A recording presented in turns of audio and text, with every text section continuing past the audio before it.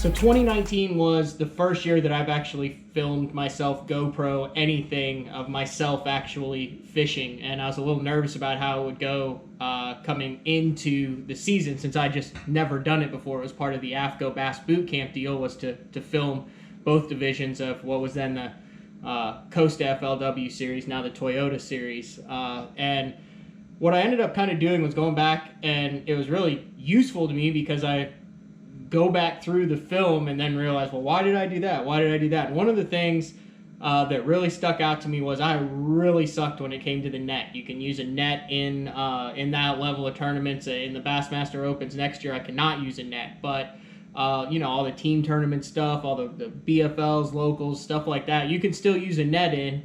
And I suck when it comes to planning for the net because I continually would look back, and at the moment, I never would even realize that, I was calling for the net. My co-angler was struggling for the net. There's a crankbait stuck in the net. But here's just a brief example of some of the issues that I had throughout the year with my inability to have an accessible net at the most critical moments. Where's the net at? Right in a little bit apart. Where'd the net go? Net? Yeah. Okay. Where? That's a giant. Get the net. No. You got it? Where's your net? Where's your net? Damn it. Where's your net? What'd you do with the net? Net.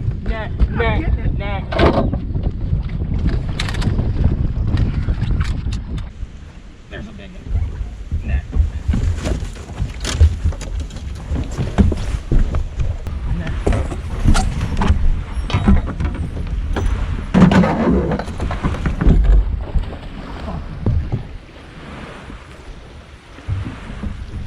That was a 5-pounder, wasn't it? Easy.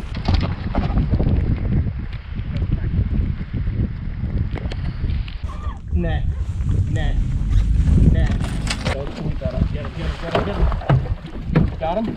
Yes. Stay down. Net him. Don't, just get the net. Through the pole. Get the net. Just net him with the pole. Thank you. Here he comes. Get him in. Get him in the net. Please get him in. No. You got him. Yes. One of the other added features, aside from the comedy of errors with the nets, is when you're filming everything, you kind of can see exactly what you caught your fish on in the tournaments. And throughout the year, I was really surprised going back after it was all over and seeing the number of different baits that I actually caught fish on that helped me weigh all the way from Amistad in January through Cumberland in November. I caught fish on an A-rig, a drop shot, a tungsten 2-tap, a spinnerbait fish. I caught a couple fish at Table Rock on a Zara spook, Ned rig fish, wacky worm, skinny dipper, punch skirt, flipping, crankbait, and more drop shot at the end. So I kind of covered the gamut of top to bottom, finesse to power fishing, all the way from 6-pound to 25-pound test, which was kind of cool to see how you got the job done with so many different types of baits.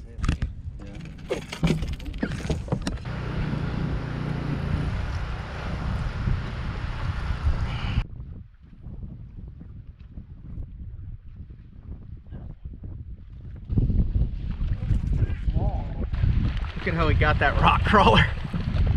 So it's always fun to go through fish catches and what you caught them on and all that, but the fact of the matter is that there were multiple tournaments this year where I did not catch them. I really struggled at Amistad, really struggled at Lake of the Ozarks, throw Grand in there, and those were some of the lakes that I thought I was going to do the best on. But one of the things I did, I kind of forced myself to keep the camera rolling and kind of talk my way through what I was feeling, because I guarantee you, everybody who films their stuff fishing, the last thing they want to do is keep that camera on when it's hitting the fan and it's not a good look. So I'm really glad in hindsight that I kind of forced myself to talk through some of the issues that I had this year. I mean, I started out the first 3 days of filming AFTCO Bass Boot Camp, I had 3 fish for like 4 pounds total in those 3 days. So I was fighting some demons in my head about,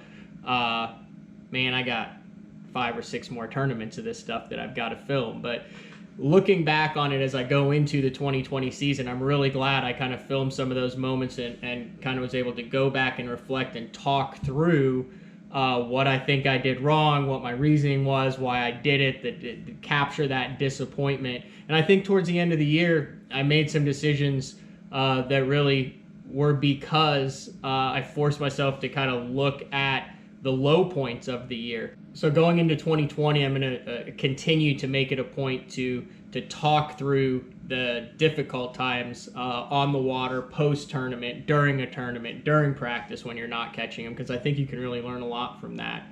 And looking back, here are some of the, I guess you would call, low points of my 2019 season. Some of the stuff that I learned the most from was the stuff that I did not want to hit the record button on, but I'm glad I did. Like 2 fish for 3 pounds is not good.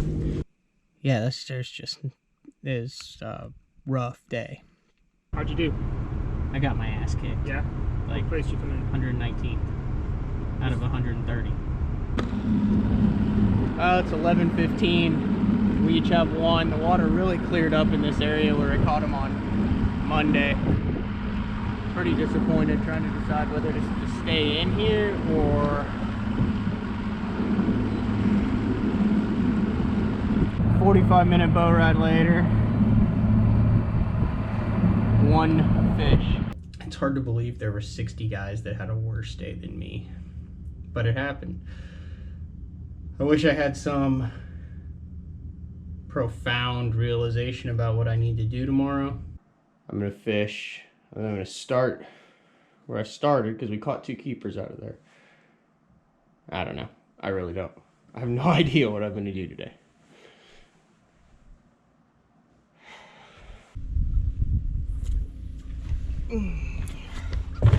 Well, just broke off a 4. Could have been a good day. Was not a good day. Right at 10 pounds. Dumped my 3 biggest fish. Yesterday I was like I was depressed, but that's 3. I mean, you can just tell, freaking 13-incher can't make a boil like that, you know? Yeah. Oh, he came off. Oh, he came off. Oh my God. Oh, I'm gonna puke. It has really been a struggle. Today I'm gonna stay around closer and I'm just not gonna overthink it.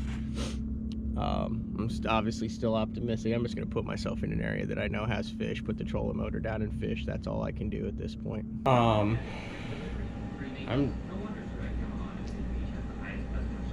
not dialed in, which is not the tournament that you don't want to be dialed in, but I mean, you can't go into every one totally on them. This is one of those I am not on them. It was not happening for me, and I pushed it and pushed it and pushed it. Then I continued to push it the first day of the tournament, and that did not work out either. So one of the cool things about filming is when you get the bad stuff, you also get the good stuff, and I never really thought about it, but like, you always tell the stories about, oh, you wouldn't believe this happened and stuff like that. Well, when the camera's rolling, it's on film. So I had some things that were not as dramatic as they were in my head as it played out, but I also had a couple key fish catches this year that were really excited. Then I was able to actually go back and watch Adam into the AFTCO Bass Boot Camp episodes from last year. So the first one that really stands out is day 2 at Kentucky. It was my 3rd fish in the box, first really good fish that I caught of the season. I mean, I caught 5 fish in that tournament total, and I finished 29th place, so that'll tell you the bite's not easy, running 70 miles one way. I had this one log that I'd caught a 3.5 pounder on in practice, and I knew that if it was going to happen, it was going to happen down that stretch. I'd just gotten done telling my co-angler, like, I can't believe that I haven't caught a good one, and I threw a 3/4 ounce spinnerbait up, and then this happened.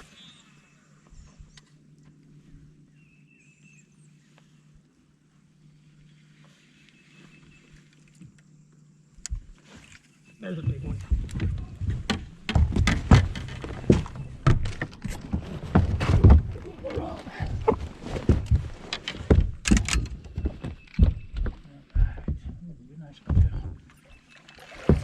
Yeah, baby! Yeah, good one. Ooh, that got you up there. Thanks, I got him. Yeah, baby! Yes! I needed that fish. You did. That's a 4+.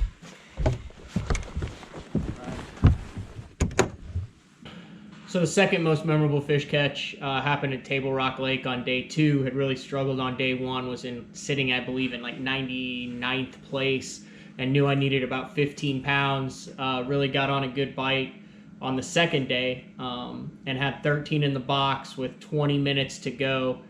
And I'd lost a couple fish in the cross braces and back in these deep docks on a wacky worm. So when I hooked up with this one with 20 minutes left, I thought it was gone. Like, I didn't think there was any way I was going to land it. And I mean, I'm trying to land it and I'm thinking, great, this is going to be another one of these fish that I'm going to see, and I'm going to get hooked up and he's going to get tangled up and I'm going to lose him. So I got a little bit excited after this one, but that fish actually got me a check by 2 ounces and kept me pretty high in the points. So a lot of good memories from that fish at Table Rock. Missed that one.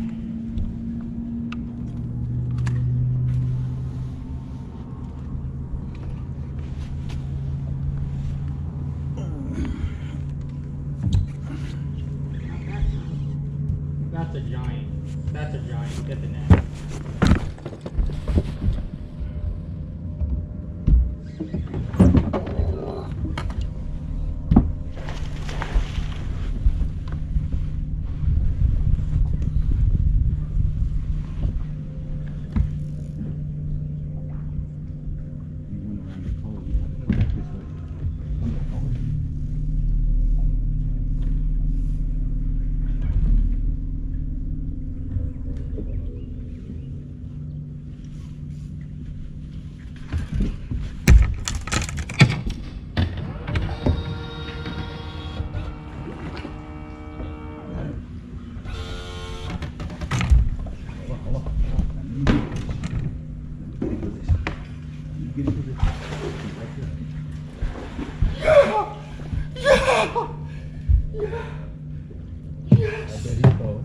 Yes!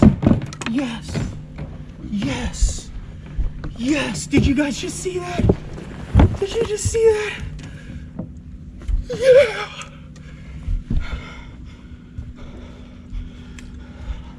The biggest fish that I caught in 2019 in the Costa Series came on Sam Rayburn. No surprise, a lot of big fish on Sam Rayburn, but I'd been flipping for 5 days and I had not caught a fish over 5 pounds, and really was kind of wondering if those big ones were living up there. And on day 2, I was flipping a punch skirt around some bushes with a big dead willow, and I missed this fish twice and hooked him on the 3rd time, and I said he was a 7. I was a little amped up after the 7.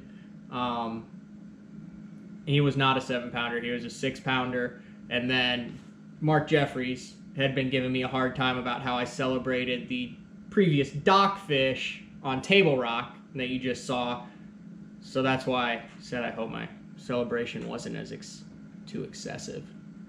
It was a big fish though, it was a good time. You see it or feel it? I felt it. Oh. Oh, there he was again. Oh, that first one was a fish. He got it again. Got him. Net.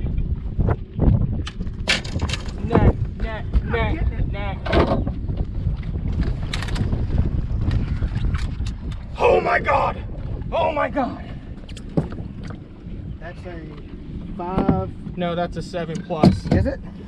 I hope that celebration wasn't too excessive, but that's a 7-pounder. And the final memorable fish catch from the 2019 season would have to be the Costa Championship on Cumberland.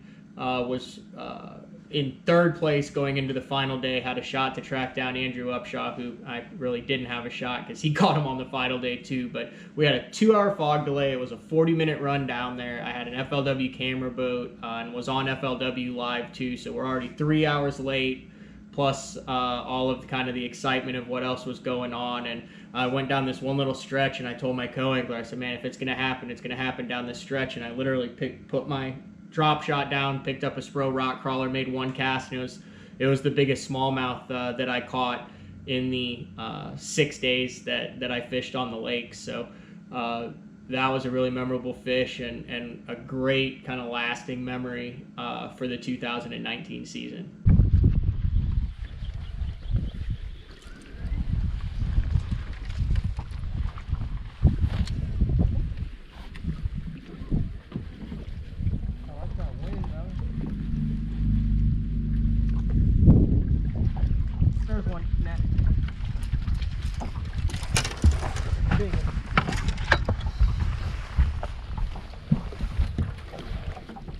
Big one. Stay down. Net him. Boom! Yes! Oh my gosh. Wow. That's the biggest one I've caught all week right there. That's a 4.5. Holy cow. Good. Now you get one. Wow.